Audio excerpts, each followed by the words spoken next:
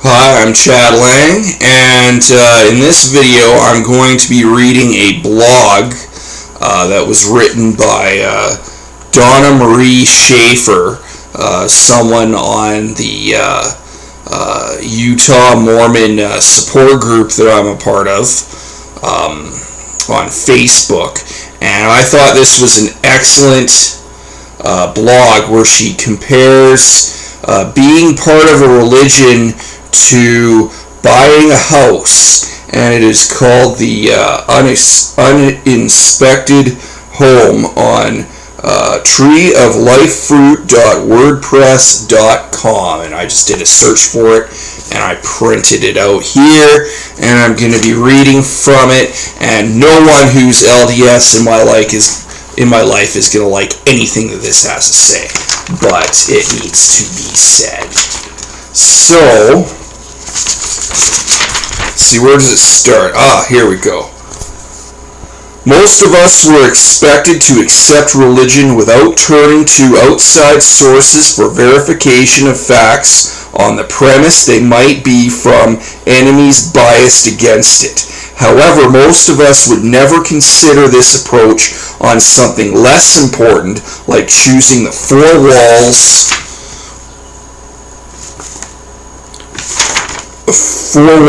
we purchase to live. Real estate is not complicated per se, and it certainly doesn't require the education of an astrophysicist to understand it. It can, however, become incredibly intense and bring out emotional sides of people you never knew were there, including their very worst. I should know, I've been buying and selling real estate as both an investor and a real estate professional for many years. It makes perfect sense that the purchase of a home is a pretty big deal. A house is usually the biggest asset most people ever own. In addition, that house usually comes equipped with established neighbors, the schools your children will go to, some of the lifelong friends you'll make, and so much more. However, it's still walls and a roof we're talking about, and although it will affect many aspects of your life, most likely it will not affect all of them. It is unlikely that it will determine your core beliefs about life, including how you feel about yourself and others. It probably won't determine what college you go to, or if you ever go to college, what you study in school, or the profession you choose, the person you marry, what religion you choose to raise your children in, or how many children you even choose to have. After all, it's just a building. Still, during a normal escrow, as the prospective buyer, you are given an inspection or due diligence period to research as much as you want about the house you've just entered into a contract to purchase. You're encouraged to investigate many things, such as the comps, the school district and its test scores, if the property is in a flood zone, the insurance claims history, the crime stats in the area, and even how many registered sex offenders live in the vicinity, just to name a few concerns. You should also receive a detailed disclosure statement from the seller declaring any material issues the seller has knowledge of that could affect your decisions to purchase the property.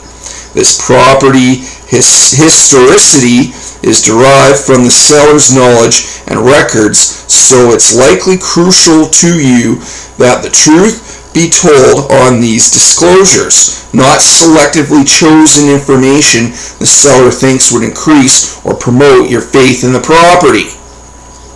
The seller should be disclosing any known past or present issues such as water damage, termites, dry rot, roof leaks, mold, and mechanical issues, etc.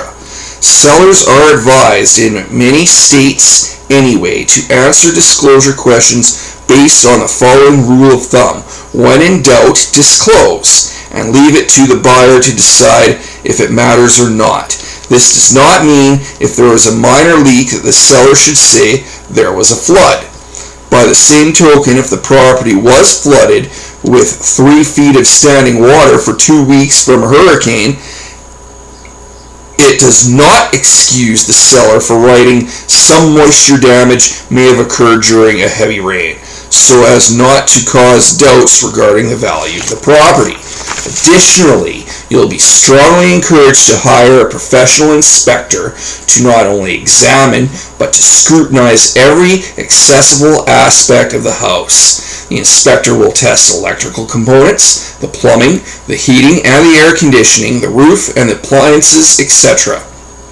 for functionality, safety, and condition. He will normally take pictures of problems noted and of specific items, like the hot water heater, for instance, which will also inform you how many gallons it holds and in what year it and the other key components were manufactured. You deserve to have as complete of knowledge as possible regarding how purchasing and living in this particular home will affect your overall finances and quality of life. In case problems arise after the property closes escrow, your real estate professional will probably advise you to get a home warranty, so you may want to research different companies and various plan levels within those companies to determine what they cover and what they exclude. Before you get too far, you'll also have to inquire how many points, if any, your lender is charging, the interest rate, and if it's fixed or variable, the terms and what other fees are associated with the loan they offer, etc. And there will be a tremendous amount of paperwork to carefully review and sign every step of the way. In case this feels stressful, know that the feeling is normal. It is stressful, and there is nothing wrong with you for feeling it. Most of us wouldn't even consider not researching these things when it comes to what is usually our largest asset. Additionally, our home is also the place that provides a roof over our heads, our refuge, our safety, and hopefully helps foster a critical element of family love. As an investment, it can affect our family's financial stability or lack thereof, accumulating valuable equity or adversely bringing upon us foreclosure or bankruptcy. So when it comes to this important decision of buying a home, most of us are hyper-vigilant. However, consider that the seller, who has also been the long-term landlord of the property and entire neighborhood you're interested in, approaches this whole process differently. He says that he and his fellow associate seller landlords represent the greatest builder who ever lived, and that he can vouch for the stability of the workmanship which built the house. He has been given a complete power of attorney to act on behalf of this developer, and that you really needn't worry, because neither he nor his associates could possibly mislead you. When you ask to see the POA, you're accused of lacking trust, distrusting people, having been known to be dishonest themselves, so perhaps you're dishonest too. If it makes you feel a little uncomfortable, but the feeling you had when you first saw the house was so amazing that you pushed past it. You ask for the disclosures but are told you will get all your answers in time. Your doubting nature is pointed out, and the attention is turned to your serious character flaws of suspicion and disbelief. It is suggested that perhaps someone is messing with your mind and does not want you to reap the benefits of living in this amazing house and neighborhood, and that you should question your questions before you question the sellers and the landlords. Your uneasiness increases, but you're reminded of how inviting the house felt when you first entered it, complete with all its beautifully staged furnishings. You begin to reminisce. You remember the aroma of the cinnamon dash cider simmering on the stove, mingled with the smell of homemade bread baking in the oven. Those comfortable scents, along with a fireplace aglow with dancing soft yellow-orange flames, felt so warm and inviting when you came in out of the freezing rain that January day to view the house. The windows were gently adorned with the finest coverings to filter down the degree of light that shone through to an appealing, not too bright touch. The decor was the most gorgeous you'd ever seen, and even the beds were blanketed with elaborate shams. Somehow you managed to look past the lack of disclosures, but you ask for your professional inspection. Oh, of course, inspect all you want, you're told. I'll send my inspector over whenever you like. Now you have a glitch in your solar plexus, and you tell him that with all due respect, you want an unbiased third-party opinion. Now the seller landlord accuses you of searching for and reading lies online from enemies of the community and the builder.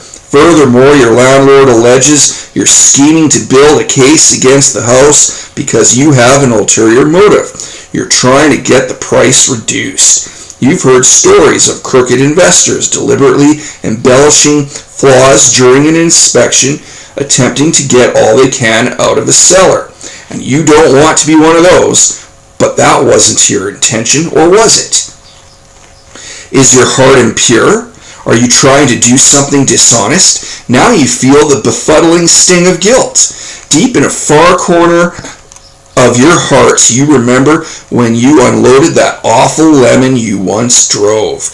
Even though you factored its problems into the price you asked for the car, you begin to wonder if maybe you gouged that poor guy after all. Are you innately dishonest? Other people trust these sellers' landlords.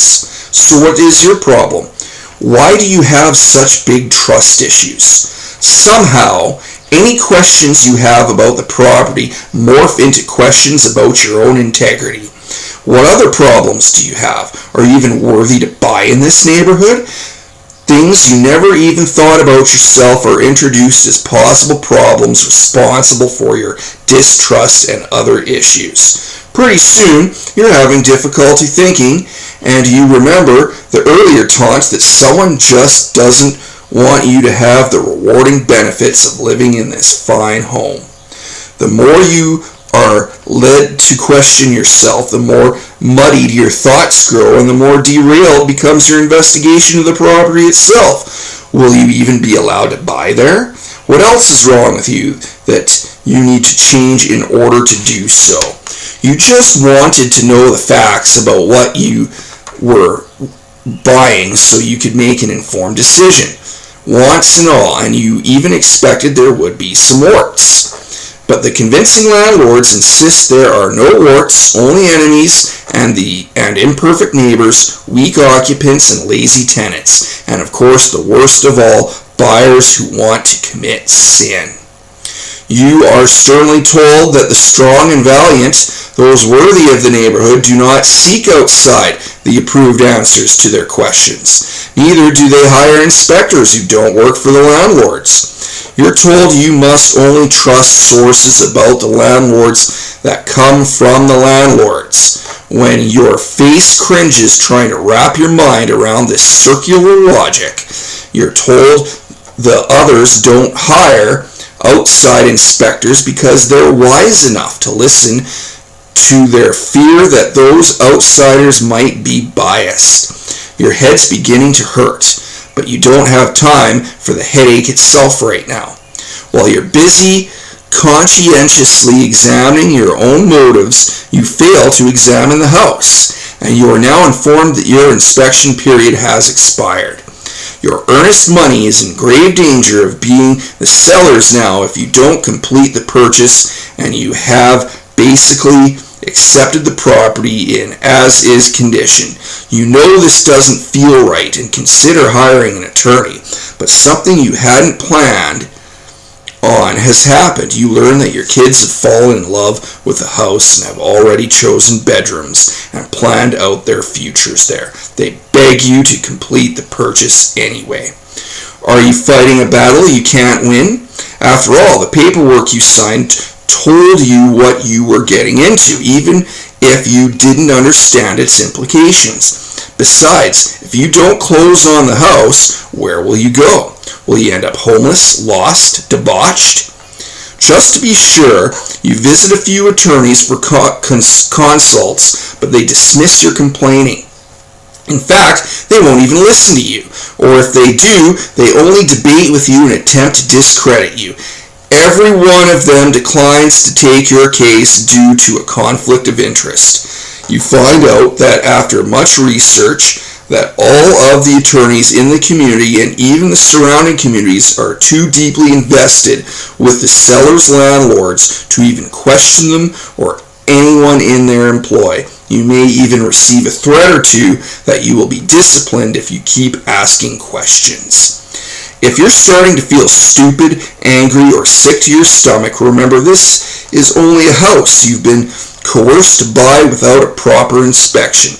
It isn't your entire life's paradigm, it's only a house. But when it comes to the religion through which we amass who we are at our core, and through which our entire world and life view is built from within its constructs, and through which we will make every important decision in our lives, how did we come to accept the notion that anything which disagrees with its claims is a falsified lie fabricated by biased enemies?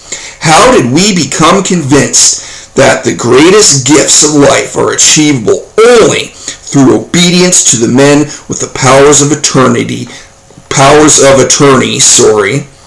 we have never seen, and worse, are reprimanded for challenging?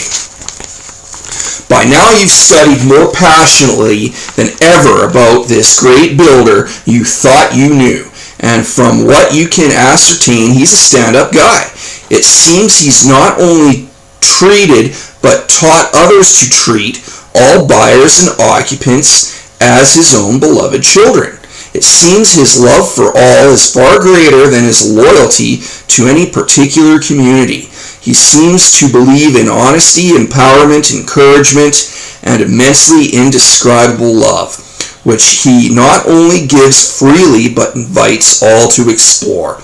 Honesty and truth seem far more important to him than status or appearances. In fact, he seems to vehemently denounce such pride and control. The only references you can find regarding anything that resemble judgment or control from him are directed at those who claim to speak for him, yet oppress, inflict harm, and interfere with access to the divine love that he, the great and noble builder, exemplifies and bestows. You can't seem to get this out of your mind, nor can you find a way to reconcile your conscience with the difference between the builder's ways and the ways in which you and many others are being dealt with. By the time you've moved into the house and even begun to establish a life there, there are probably even some things you really love or loved about the neighborhood.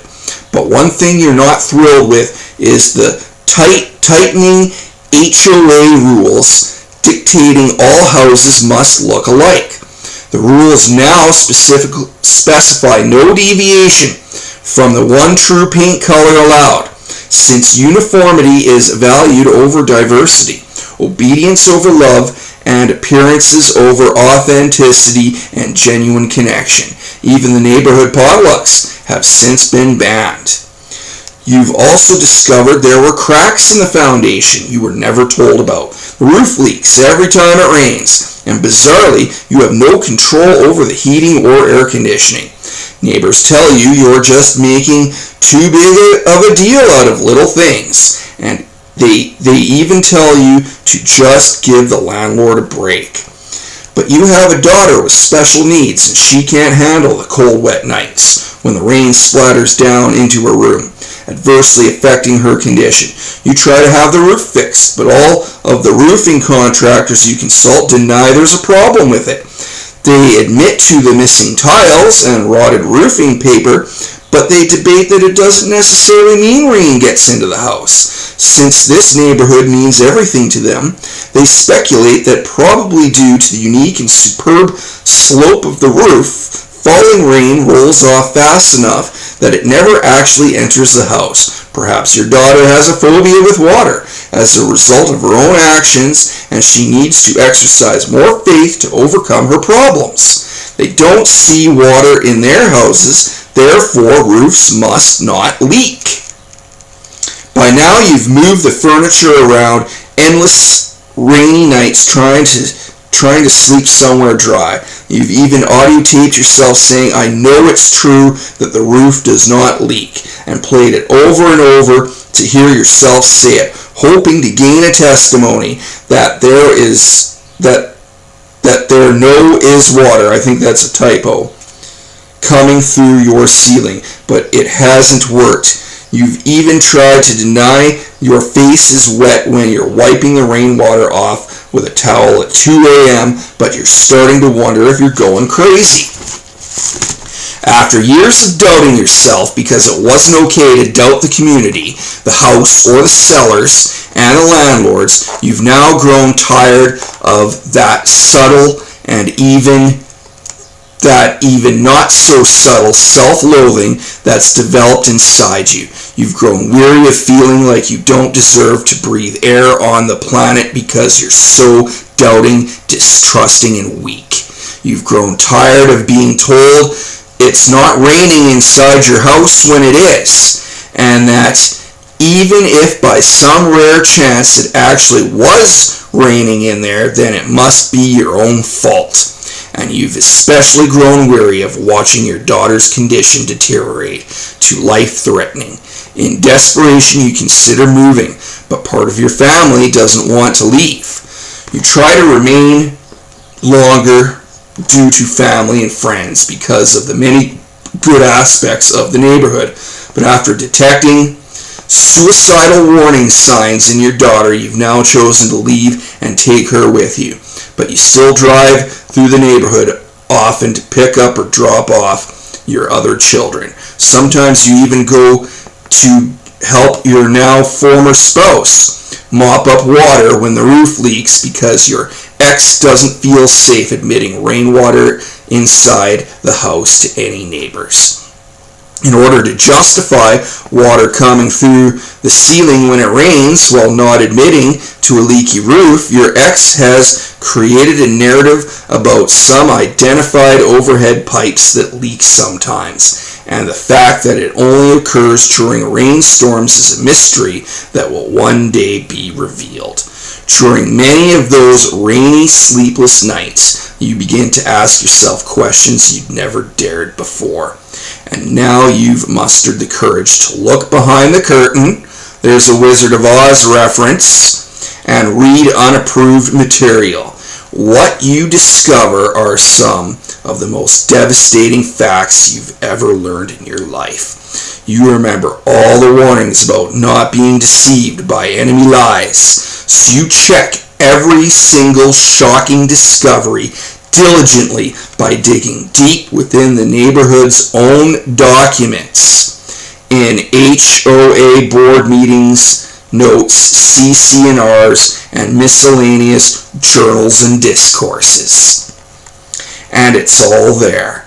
Some details in fine print, some quotes on documents only penned once and archived, and some 800 pages deep in a 900-page document, but piece by piece you find the lies to be concrete facts. Facts the landlords had access to but never spoke of.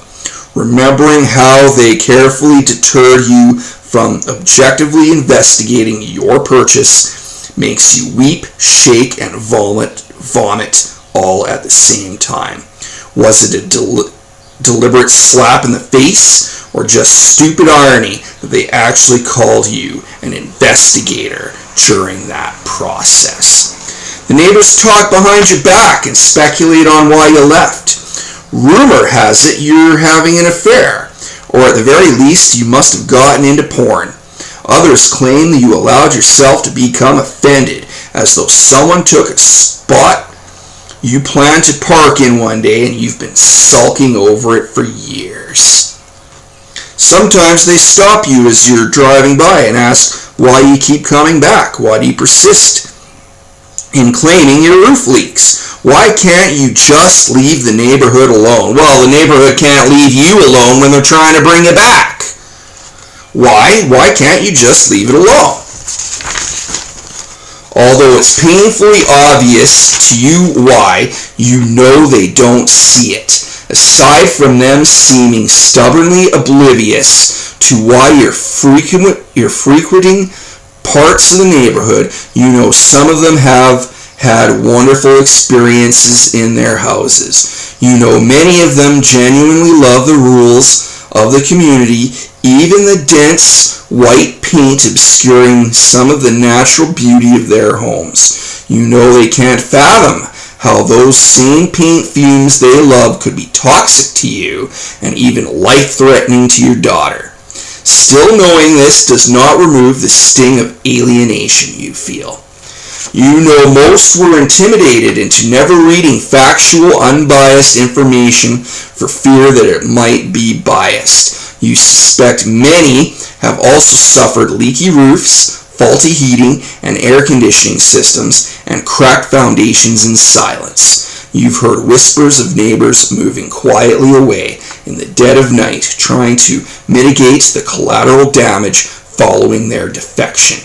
You've always been told those defectors were lazy or never committed to the neighborhood in the first place. That is, if anyone even noticed they were gone.